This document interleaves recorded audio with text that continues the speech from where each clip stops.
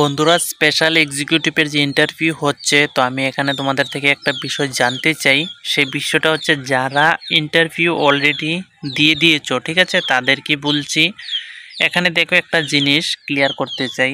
সেই বিষয়টা হচ্ছে, তোমাদের এখানে যে অ্যাটেস্টেড কপি অপশন নাম্বার 3 দেওয়া হয়েছে, যে ডকুমেন্ট রিলেটেড, ঠিক আছে। তো এই বিষয়টা আমি তোমাদের থেকে জানতে চাই। তো এখানে দেখো, attested copy of school living certificate or attested copy of marksheet of the school অথবা college as a proof of education qualification, ঠিক আছে। তো এখানে মানে বলা হয়েছে যে অ্যাটেস্টেড কপি করে নিতে হবে স্কুল লিভিং সার্টিফিকেট অথবা স্কুল মার্কশিট, স্কুল অথবা কলেজের।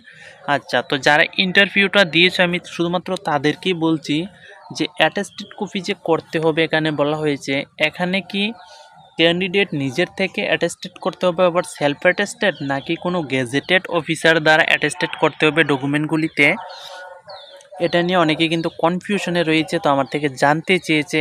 দেখো, এখানে ক্লিয়ার করে কোনো কিছুই কিন্তু মেনশন করা নেই যে সেলফ অ্যাটেস্টেডও লেখা নেই বা গেজেটেড অফিসার দ্বারাও অ্যাটেস্টেড করে নিতে হবে, এটাও কিন্তু এখানে লেখা নেই। তো এর জন্যই কিন্তু যারা ইন্টারভিউটা অলরেডি দিয়েছো, তাদের এক্সপিরিয়েন্স রয়েছে, তারা এটা করে ফেস করেছো, বুঝতে পেরেছো।